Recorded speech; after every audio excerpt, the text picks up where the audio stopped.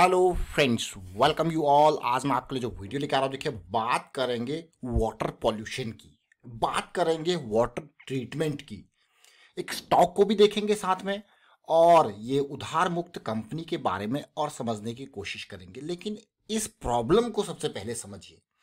इस प्रॉब्लम यानी कि वाटर पॉल्यूशन की प्रॉब्लम इंडिया के अंदर बहुत ज़्यादा, मैं कहूँगा कि भी करोड़ों करोड़ों, ये मान के चलिए खाली करोड़ों नहीं, हजारों करोड़ों की संख्या में, इतने हजार करोड़ का बजट एलोकेट होता है।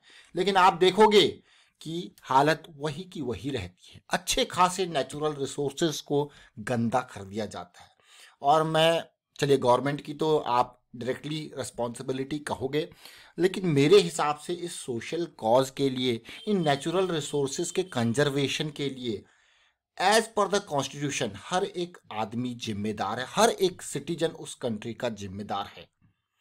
ये जो गंदगी हो रही है, चाहे वो पानी में हो, हवा में हो, हर कोई जिम्मेदार है उसको। एक रिस्पॉन्सिबल सिटीजन होने के नाते जहाँ पे भी आप इस तरीके से सिचुएशन देखोगे तो आपको, मैं कहूँगा, खुद बुरा लगेगा, लेकिन उसका कंट्रोल कहीं ना कहीं मेजॉरिटी, मैं मोर देन 50% कहूँगा, एक इंडिविजुअल लेवल पे अगर हम रिस्पॉन्सिबिलिटी खुद लेने लग जाए तो वो चीज़ होएगी ही नहीं।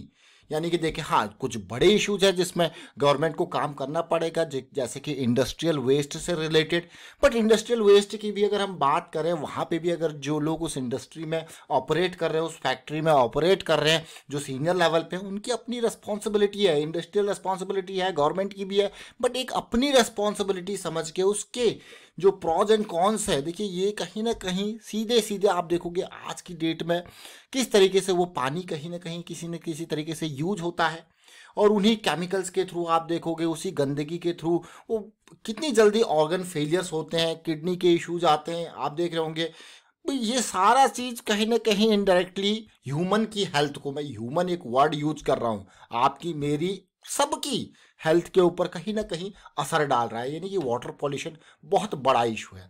अभी जब छठ पूजा होती है तो आपने देखा होगा कैसे ये यमुना में झाग, दिल्ली में बहुत बार आप सुनते होंगे, देख रहे हो ना, ये इस तरीके से झाग होता है, लोग पूजा कर रहे होते हैं। ये सब केमिकल होता है, ये सब केमिकल होता है, इंडस्ट्रियल वेस्ट होता है, सीवेज आता है, जो सब कुछ इस तरीके से बहुत हजारों करोड़ों रुपए गंगा के लिए यूज होते हैं, हजारों करोड़ों रुपए एलोकेट होते हैं किसके लिए, यमुना के लिए। लेकिन इसकी हालत यही की यही रहती है, कुछ नहीं। मतलब अगर आप देखोगे तो ये, मतलब कोई, आप, मैं ये कह सकता हूँ कि भाई इसमें कई इम्पैक्ट नहीं देखने को मिलता। आप देखिए क्लियरली क्या फायदा, देख सकते हो। बाहर अगर विदेशों में देखोगे तो ये चीजें कितनी साफ दिखता है आपको, वाटर बॉडी, ये देखिए। और यही नहीं, आपको मैं कहूँगा यहाँ से ठीक थोड़ा सा 300-400 किलोमीटर इस पर्टिकुलर लोकेशन से, यानी कि हमारी तरफ अगर मैं कहूँ तो आ जाइए ना, वहाँ पे क्लीन आपको दिखेगा सब चीज़, पानी में आर पार चीज़ें देखने को मिलेंगी। लेकिन वो प्लेन्स में आते आते कितना किस तरीके से हालत हो जाती है। तो ज़रा सोचिए, ये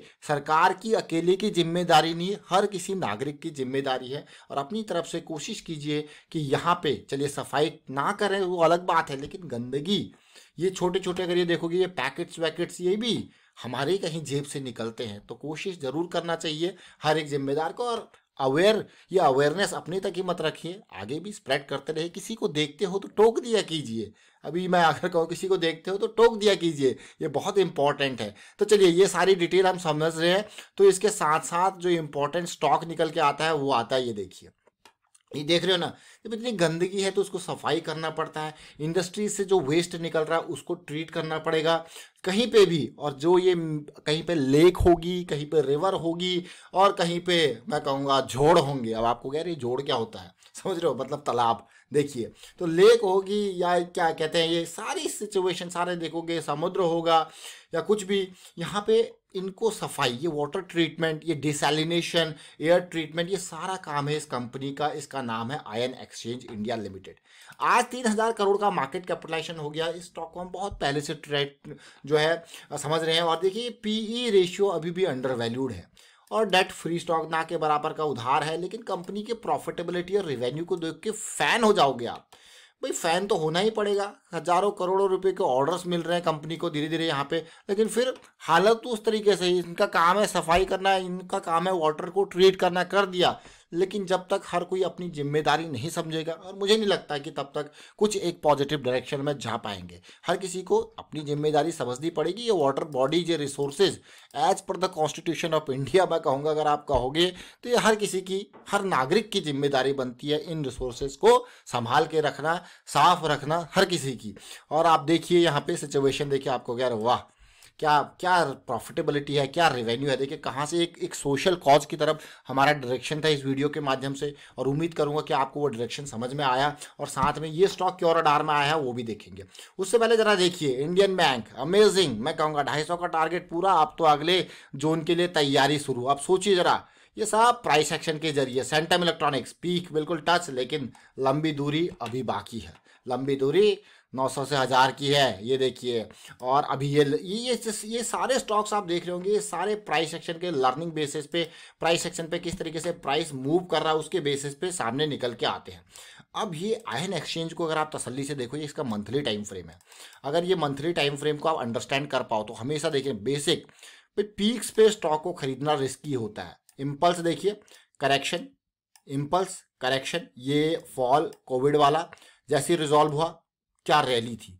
आप देखिए ये प्राइस 700-800 का, और ये प्राइस 3000 का। अमेजिंग, आप कहोगे 3 गुना 4 गुना हो गया।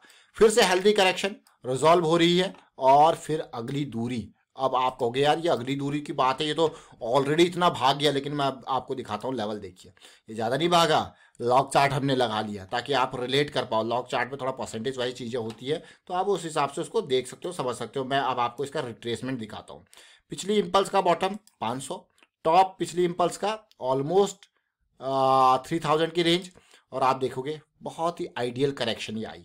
आइडियल 50% से 62% के अराउंड आइडियल करेक्शन। अब ये रिजॉल्व होकर तैयारी बड़ी है। अब इस तैयारी बड़ी है को समझते हैं, और इंडिया के अंदर बहुत बहुत काम है इससे रिलेटेड। मैं कहूँगा बहुत, मतलब ढेर सारा काम है इससे रिलेटेड। पिछली इम्पल्स, पिछली करेक्शन, इम्पल्स करेक्शन, बहुत। अब आप खुद सोचिए कितना काम है, बहुत है कि नहीं है। कितने गंदे पड़े हुए हैं सारे सिस्टम्स, देख सकते हैं अब आप।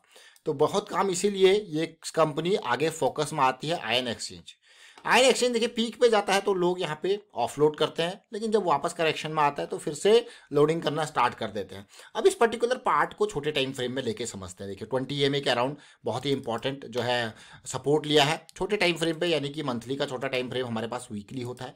वीकली में अंडरस्टैंड करने की कोशिश करेंगे कैसी सिचुएशन है। अब आप देखो वीकली में, आप देख रहे होंगे यार ये तो एक बहुत ही बेहतरीन तरीके से जो करेक्शन आई थी वो रिजॉल्व होती हुई देखने को मिली। ये देखिए बिल्कुल बेस का तैयारी, और बेस की तैयारी को अगर आप देखोगे तो इस रेंज में आया, ऑर्डर्स यहाँ से उठा लिए हैं, ये रैली बनी है, फिर से करेक्शन आया, अब ये रिजॉल्व होने की तैयारी है। तो एक लो रिस्क की अपॉर्चुनिटी बनती हुई देखने को मिल रही है। इनिशियल टारगेट जोन यही रहेगा 2800 से 3000 की रेंज, और उसके बाद फिर आगे की तैयारी होगी। अभी 2100 का प्राइस इसका यहाँ पे करंट प्राइस है। तो ये आ गया वीकली पे। वीकली सिचुएशन RSI को देखिए, MECD को देखिए। जो मोमेंटम गायब था वो वापस आ गया है, जो मोमेंटम गायब था वो देखिए बिल्कुल सिचुएशन। पिछली बार देखोगे इसी सिचुएशन देखिए बिल्कुल, अगर समझना है तो लास्ट टाइम का अगर बेस देखोगे तो ये लेवल था 800 का। क्यों ये लेवल था? क्योंकि जो मोमेंटम गया था वो वापस आया था कि नहीं आया था। देखिए जो मोमेंटम गया था वो वापस आया था, और उसके बाद कहाँ गया था? सीधे ये देखिए, तो जो मोमेंटम गया था वो वापस, इसीलिए ये स्टॉक रडार में। अब देखेंगे इसको और छोटे टाइम फ्रेम में। यहाँ से डेली के टाइम फ्रेम में चलते हैं, वहाँ पे अंडरस्टैंड करने की कोशिश करते हैं। डेली के टाइम फ्रेम पे पिछला अगर आप लेवल देखो 200 SMA, ये 200 SMA 15 मई 2019 300 के लेवल से कहाँ तक गया? 1000 के लेवल तक। फिर 200 SMA से नीचे प्राइस गया, वापसी हुई और मोमेंटम गेन किया, 800 के लेवल से कहाँ गया? 3000 के लेवल तक। अब देखिए फिर 200 SMA से नीचे गया, वापसी आ गई। अब 200 SMA आपका बेस बन रहा है, और बस ये स्टॉक इसीलिए रडार में आया है। अब आप देख सकते हो फिर से तैयारी। बस अभी देखिए MACD में मोमेंटम डाउन है, डेली पे थोड़ा सा पॉजिटिव आ जाए तब तक RSI भी आपके सुपर मोमेंटम एरिया में पहुंच जाएगा, तो और बढ़िया। लो अगर रिस्क की बात करें तो 1900 की रेंज में स्टॉप लॉस बैठता है, जो कि अपना 200 SMA का सपोर्ट के अराउंड है। और आने वाले टाइम पे उम्मीद करेंगे एक पॉजिटिविटी की। टारगेट एरिया ज़्यादा नहीं, 2800 से 3000 का। रिस्क मैनेजमेंट बहुत इंपॉर्टेंट है, समझिए रिस्क मैनेजमेंट कितना इंपॉर्टेंट है। हमने जैसे आपको इंडिया बैंक में बताया कि भाई यहाँ पे आपका 140 के अराउंड का मैक्स लॉस बैठ रहा है और उसके बाद गेन देख सकते हो आप। तो अगर प्लान फेल होता है तो निकलना है, that is the risk management. बड़े लॉस नहीं, छोटे छोटे लॉसेस आप ले सकते हो, लेकिन बड़े लॉसेस को हमेशा अवॉइड करना है। और वो अवॉइड कैसे होंगे? रिस्क मैनेजमेंट से। वाइंड अप करता हूँ वीडियो को, शेयर कीजिए, लाइक कीजिए, प्राइस एक्शन सीखते रहिए, प्रैक्टिस करते रहिए। प्रैक्टिस बहुत इंपॉर्टेंट है और risk management is the key. Thank you for watching the video.